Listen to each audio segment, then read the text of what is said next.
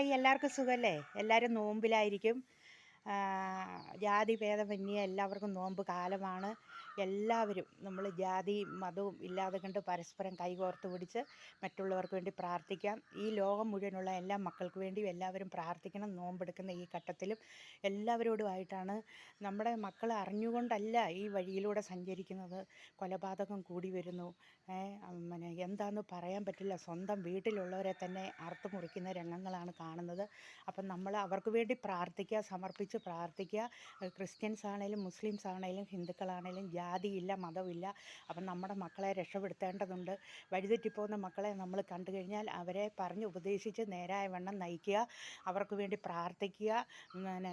ഇതിൽ പിന്നിൽ വേറുള്ളവരാണ് പ്രവർത്തിക്കുന്നത്. പക്ഷേ അതിന് ബലിയാടാകുന്നത് ആ വീട്ടിലുള്ള ഈ കൊടുക്കുന്നവർക്കല്ല ഇതിൻ്റെ ദോഷം, അല്ലാതുള്ളവർക്കാണ് വീടുകളിൽ സംഭവിക്കുന്നത്.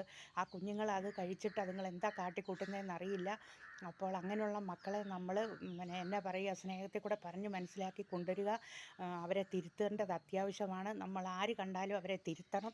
ഓക്കെ, അപ്പോൾ എല്ലാവരും ശ്രദ്ധിക്കുക, ജാഗ്രതരായിട്ട് എവിടെ കണ്ടാലും നമ്മൾ അവരെ ഇങ്ങനെയുള്ള മയക്കുമരുന്ന് നടത്തുന്ന ആൾക്കാരെ നമ്മൾക്ക് മനസ്സിലാക്കിക്കൊണ്ട് നമ്മൾ മുന്നോട്ടിറങ്ങണം. എല്ലാവരും പ്രവർത്തിക്കണം. ഞാൻ ഈ കൊലപാതകമൊക്കെ ഇപ്പോൾ ഈയിടെ നടക്കുന്നതിന് മുന്നേ തന്നെ വീഡിയോ ഇട്ടിട്ടുണ്ടായിരുന്നു.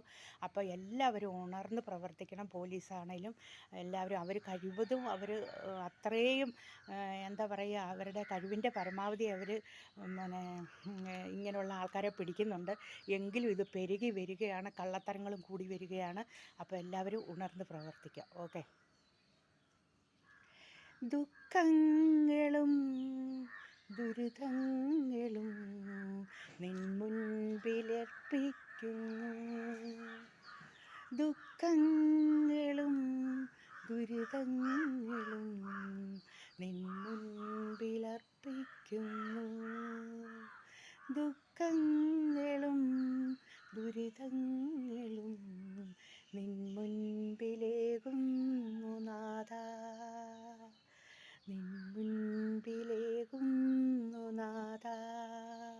ഈ ലോകം മുഴുവനുള്ള എല്ലാ മക്കളെയും അങ്ങേ തിരുസന്നിധിയിൽ അർപ്പിക്കുന്നു. ദൈവമേ, അവർക്ക് നല്ല ബുദ്ധി തോന്നിക്കണമേ.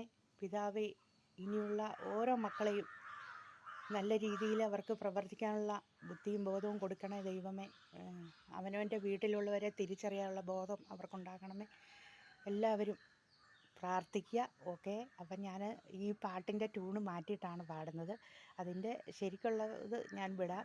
ഓക്കെ. അപ്പം നമ്മൾ ദുഃഖങ്ങളും ദുരിതങ്ങളും എല്ലാം ദൈവത്തിൻ്റെ മുന്നിൽ അർപ്പിക്കുക. അതാണ്. ഓക്കെ.